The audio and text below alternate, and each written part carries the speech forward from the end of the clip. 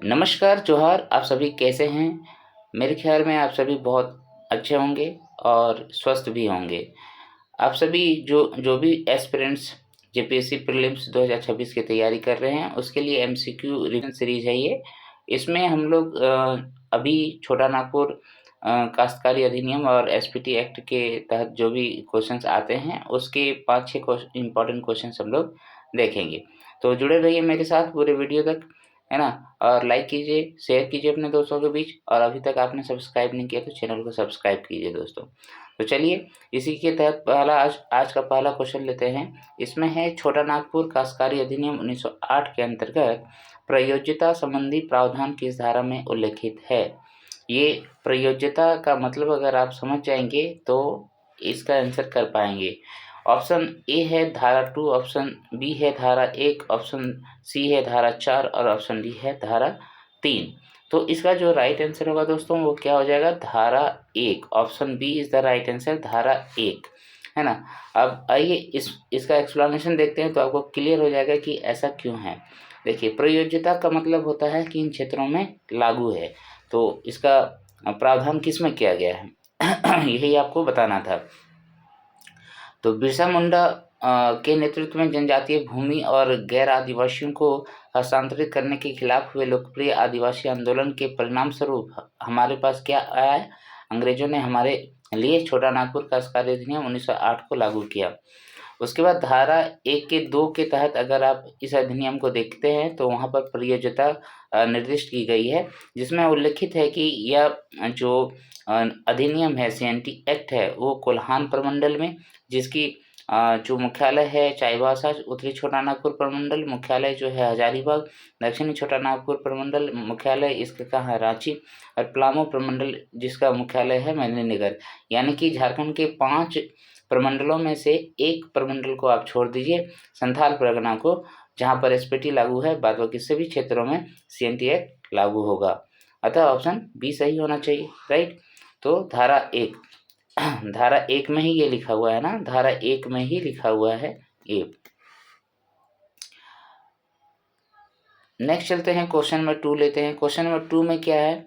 छोटा नागपुर काश्तकारी अधिनियम 1908 के अनुसार किसी भूधारक अथवा गांव के मुखिया की काश्तकारी की निरंतरता के दौरान लगान में वृद्धि की जा सकती है। ऑप्शन ए है स्थायी बंदोबस्त के बाद स्वतः पुनरीक्षण के द्वारा, बी है केवल दीवानी न्यायालय के आदेश के द्वारा, सी है बिना किसी आधिकारिक आदेश के मकान मालिक के द्वारा, और ऑप्शन डी है उपायुक्त या राजस्व अधिकारी के आदेश के द्वारा। इस प्रकार के क्वेश्चंस इसमें पूछे जाते हैं दोस्तों, ये बहुत इंपॉर्टेंट क्वेश्चन है। तो यहाँ पर आंसर क्या हो जाएगा? उपायुक्त या राजस्व अधिकारी के आदेश के द्वारा ही किसी भी गांव में लगान में वृद्धि की जा सकती है, बिना उसके इजाज़त के तो संभव ही नहीं है। तो इसमें देखिए क्या है प्रावधान। इसमें है छोटा नागपुर काश्तकारी अधिनियम 1908 की धारा 9 का ए, ठीक है, 9 का ए के तहत ऐसा भूधारक जिसका लगान स्थायी बंदोबस्त के समय परिवर्तित नहीं किया गया हो, लगान वृद्धि का दायी नहीं होगा, ठीक है। ऐसी वृद्धि केवल उपायुक्त या राजस्व अधिकारी के आदेश द्वारा ही की जा सकती है। इसके अतिरिक्त एक बार लगान बढ़ा दिया जाने के बाद, ये आपने पढ़ा होगा अध्याय 12 और अध्याय 15, ठीक है, अध्याय 12 और अध्याय 15 के तहत राजस्व अधिकारी द्वारा पारित आदेश के अतिरिक्त इसे 15 वर्षों की अवधि के लिए पुनः नहीं बढ़ाया जा सकता है, ठीक है। एक बार अगर आपने बढ़ा दिया तो फिर से आप बढ़ाना चाहते हैं तो ऐसा नहीं कर सकते, 15 वर्ष लगेंगे आपको, उसके बाद ही वो उसमें कुछ अंतर कर सकते हैं आप। नेक्स्ट है क्वेश्चन देखिए, क्वेश्चन नंबर 3। क्वेश्चन नंबर 3 क्या है? क्या छोटा नागपुर काश्तकारी अधिनियम 1908 के अंतर्गत अधिकार अभिलेख में की गई किसी प्रविष्टि अथवा उसमें हुई चूक से संबंधित वाद मुकदमा राजस्व अधिकारी के समक्ष दायर किया जा सकता है? भाई, हमने जब भूमि हस्तांतरण किया तो उसमें रजिस्ट्रेशन होता है, उसमें जो प्रपत्र है, जो अभिलेख है ना, उसमें सारी शर्तें लिखी हुई रहती है, क्यों कर रहे हैं, किस तरीके से कर रहे हैं, कितना पट्टा दे रहा है, ठीक है, कितना लगाना है, ये सभी उसमें रहता है। तो अगर उससे संबंधित कोई कुछ भी विवाद है ना, उसमें कुछ भी गलतियां प्रविष्ट हुआ है तो राजस्व अधिकारी के समक्ष दायर किया जा सकता है मुकदमा को। कब किया जा सकता है ये बोल रहा है। ऑप्शन ए है अंतिम प्रकाशन के बाद 3 माह के अंदर, बी है बिना कोई सीमा के किसी भी समय, सी है केवल दीवानी न्यायालय के समक्ष, और डी है केवल राज्य सरकार की पूर्व अनुमति से। तो इसका जो राइट आंसर होगा क्या होगा, ऑप्शन ए, अंतिम प्रकाशन के बाद जो अभिलेख है उसका अंतिम प्रकाशन हो जाएगा तो उसके 3 माह के अंदर आपको इसमें जो है राजस्व अधिकारी के पास आपको शिकायत लेके आना पड़ेगा, नहीं तो उसमें फिर सुनवाई नहीं होगी, ठीक है। क्योंकि अधिकार अभिलेख, मैं क्या बोलना चाह रहा था भूल गया, ठीक है। तो ये 3 माह के अंदर होगा। एक्सप्लेनेशन देखेंगे तो ज़्यादा समझ में आएगा। छोटा नागपुर काश्तकारी अधिनियम 1908 की धारा 87, ठीक है, धारा 87 के अनुसार अध्याय 12 जिसमें लिखा हुआ अधिकार पत्र और किराया बंदोबस्त के तहत कार्यवाही में अधिकार पत्र के अंतिम प्रकाशन के प्रमाण पत्र की तिथि से 3 माह के भीतर राजस्व अधिकारी के समक्ष मुकदमा दायर किया जा सकता है, ठीक है। ऐसे विवाद जमींदार और पट्टेदार के बीच हो सकता है या फिर पट्टेदार और पट्टेदार के बीच हो सकता है, पड़ोसी संपदाओं के जमींदारों के बीच हो सकता है, या जमींदार पट्टेदार संबंधी अस्तित्व अथवा भूमि में स्वामित्व से संबंधित भी हो सकता है। ये सभी इसमें हो सकते हैं, लेकिन याद रखिएगा ऐसे विवादों के लिए 3 माह के अंदर आपको जाना होगा। क्वेश्चन नंबर 4, छोटा नागपुर काश्तकारी अधिनियम 1908 की धारा 231 के तहत, बहुत इंपॉर्टेंट है, इस अधिनियम के अंतर्गत दर्ज किए गए सभी मुकदमे और आवेदन जिनके लिए अधिनियम में कहीं और समय सीमा निर्धारित नहीं है, कार्रवाई के कारण उत्पन्न होने की तिथि से डैश अवधि में प्रारंभ अथवा प्रस्तुत किए जाने चाहिए। ऑप्शन ए है 6 माह, ऑप्शन बी है 3 माह, ऑप्शन सी है 2 वर्ष और ऑप्शन डी है 1 वर्ष। इसको ध्यान से पढ़िए दोस्तों। ये धारा 231 का प्रावधान है जिसके अंतर्गत क्या दिया गया है कि दर्ज किए गए सभी मुकदमे और आवेदन जिनके लिए अधिनियम में कहीं और समय सीमा निर्धारित नहीं है, तो कार्रवाई के कारण उत्पन्न होने की तिथि से कितने अवधि के प्रारंभ या प्रस्तुत किए जाने की बीच में हम लोग ये कर सकते हैं, ठीक है। ये क्वेश्चन का आंसर क्या हो जाएगा, अच्छा इसका क्वेश्चन का आंसर बना दो। 6 माह है, 3 वर्ष है, 2 वर्ष है, 1 वर्ष है, ठीक है। तो इसमें आंसर क्या हो जाना चाहिए, इसमें आंसर 3 वर्ष हो जाना चाहिए, ठीक है। 3 वर्ष नहीं, सॉरी 1 वर्ष होगा, ठीक है। इसका आंसर 1 वर्ष होना चाहिए, ठीक है। 1 वर्ष के अंदर अवधि में प्रारंभ या प्रस्तुत किए जाने चाहिए, नहीं तो फिर नहीं होगा, ठीक है। 1 वर्ष ही है ना। तो छोटा नागपुर काश्तकारी अधिनियम 1908 की धारा 231 के अनुसार समय सीमा का सामान्य नियम अगर किसी अधिनियम में लागू नहीं है तो कोई विशिष्ट समय सीमा निर्धारित नहीं है, तो कार्रवाई के कारण उत्पन्न होने की तिथि से 1 वर्ष के भीतर आपको दर्ज करना पड़ेगा, ठीक है। 1 वर्ष के भीतर आपको दर्ज करवाना पड़ेगा मुकदमा। यानी कि कोई ऐसी आपका नियम है, रूल है जिसमें कोई समय सीमा निर्धारित नहीं है ना। छोटा नागपुर काश्तकारी अधिनियम के अलग अलग धाराओं में जो वर्णन किया गया, और कुछ कुछ ऐसे हैं जिसमें समय सीमा निर्धारित की गई है, जैसे अभी ऊपर वाला में देखे हम लोग, है ना। इसके पहले वाला में 3 माह के अंदर आपको अगर अधिकार अभिलेख में कहीं गलतियां हैं प्रविष्टि में, तो 3 माह के अंदर आपको राजस्व अधिकारी के पास जाना पड़ेगा, नहीं तो फिर मुकदमा नहीं दायर होगा। उसी तरीके से बोल रहा है कि CNT एक्ट के अन्य धारा ऐसा है जहाँ पर इससे संबंधित समय सीमा निर्धारित, विशिष्ट समय सीमा निर्धारित नहीं की गई है, तो उनके लिए ये है कि आपको 1 वर्ष के लिए 1 वर्ष के भीतर जो है जाना पड़ेगा, मुकदमा दायर करना पड़ेगा। तो इसमें कौन कौन सा अधिनियम आते हैं, जैसे धारा 28 आता है, 31 आता है, 33A आता है ना। और उसके बाद 34, 50, 61, 75, 105, 121, ये सब ऐसे हैं जहाँ पर कोई समय सीमा निर्धारित नहीं किया गया। तो इन सब धाराओं के अंतर्गत अगर आप जाते हैं तो आपको 1 वर्ष के अंदर जमा करना पड़ेगा, मुकदमा दायर करना पड़ेगा, तभी होगा।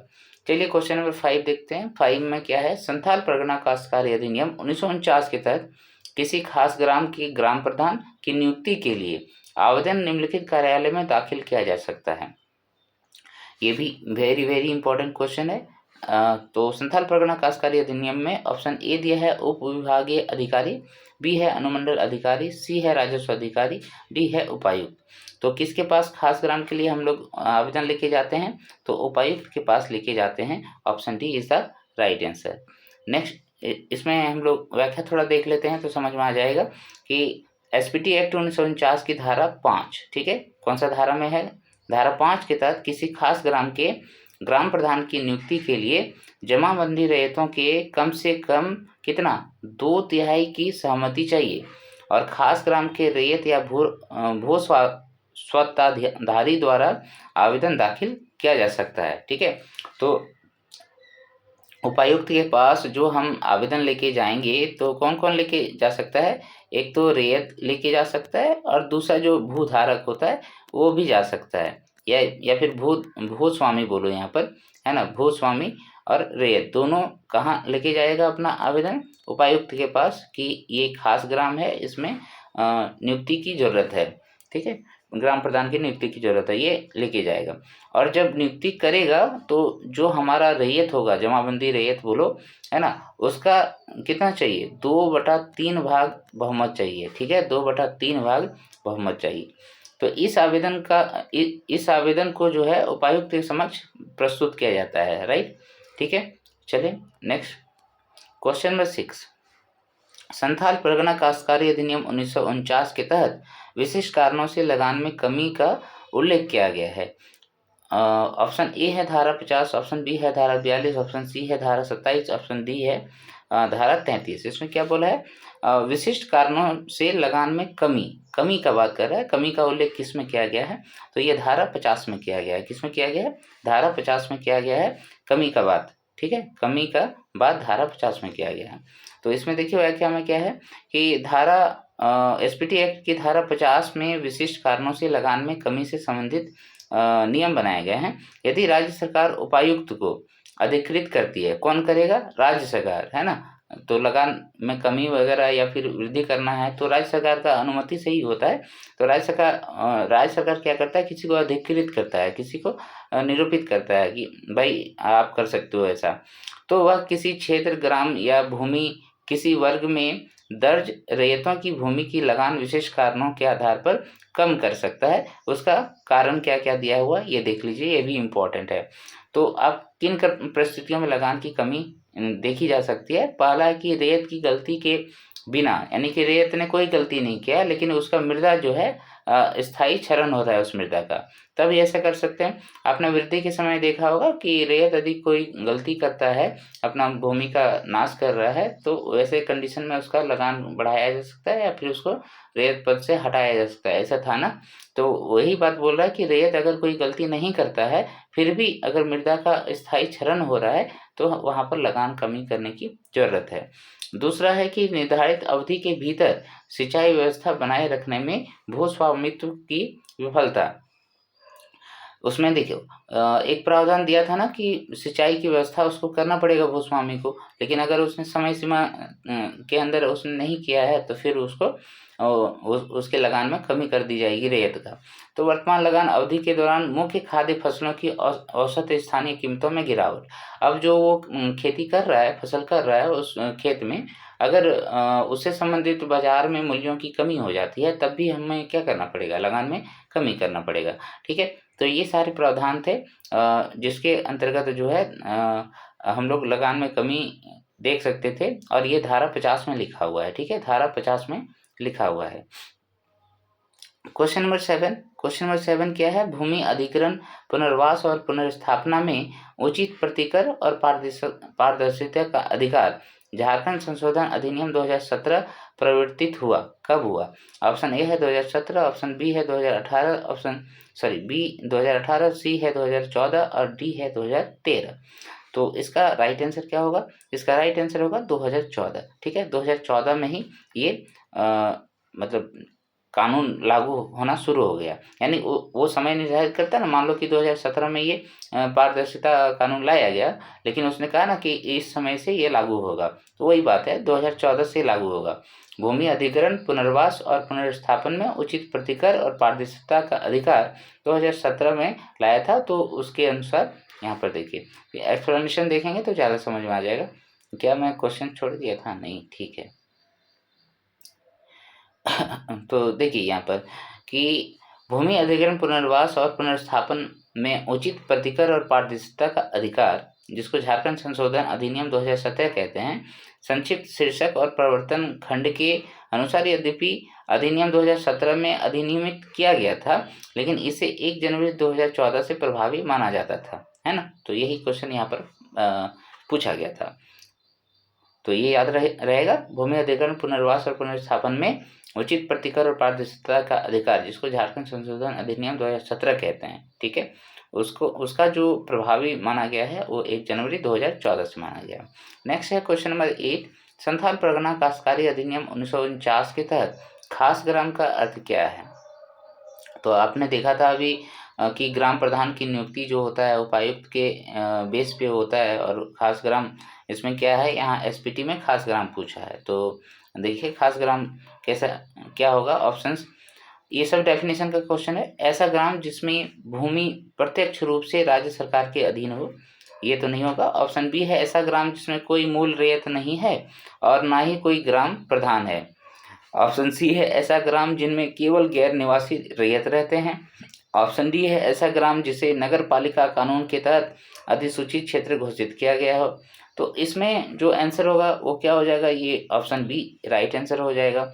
ऐसा ग्राम जिसमें कोई मूल रैयत नहीं होता है और ना ही कोई ग्राम प्रधान होता है। तो वैसे हम लोग भूमियों को हम लोग क्या कहते हैं, खास ग्राम कहते हैं, वैसे गाँव को खास ग्राम कहते हैं, ठीक है। तो इसमें क्या प्रावधान किया गया है, देखिए खास ग्राम उस ग्राम को कहा जाता है जिसमें कोई मूल रैयत नहीं है और ना ही कोई ग्राम प्रमुख है। यह परिभाषा इस बात से अप्रभावित रहती है कि ग्राम में पहले से कोई मूल रैयत या ग्राम प्रधान मौजूद था या नहीं है, ठीक है।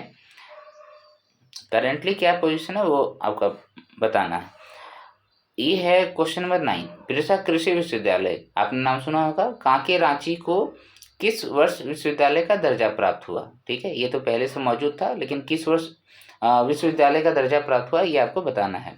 ऑप्शन ए है 1956, ऑप्शन बी है 1960, ऑप्शन सी है 1981 और ऑप्शन डी है 2000।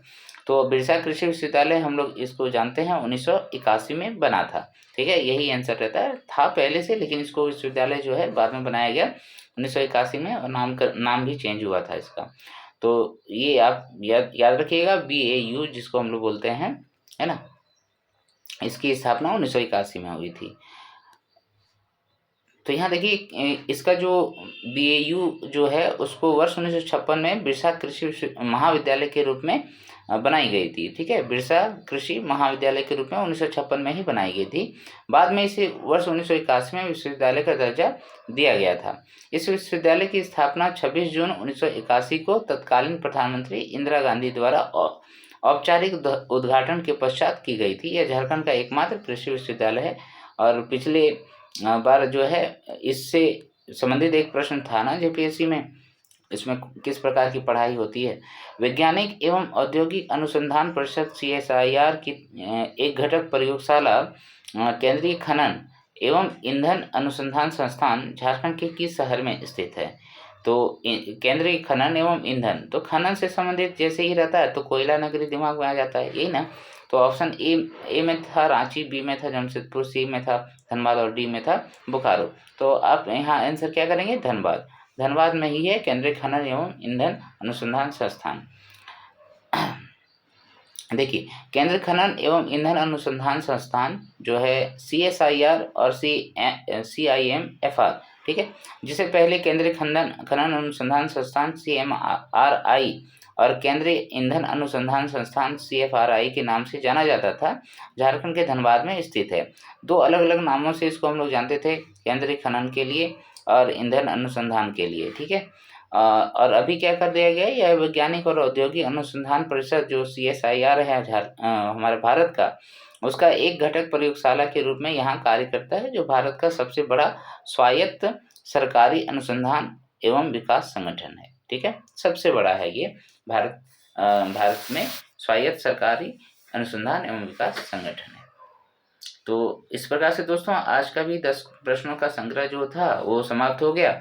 नेक्स्ट वीडियो में मैं 10 प्रश्नों का संग्रह फिर से लाऊंगा कल, है ना। तो मॉर्निंग सेशन में मैं अभी सोच रहा हूँ कि जो बहुत सारे विद्यार्थी हैं वो ये बात कर रहे हैं कि आप क्वेश्चन आंसर सीरीज भी लाइए, जिसमें मतलब फुल मॉक टेस्ट लाइए। तो फुल मॉक टेस्ट जो है देखता हूँ, संडे आज है तो आज शाम में फिर एक मॉक टेस्ट 5 बजे के आसपास अगर जुड़िएगा तो मिलेगा।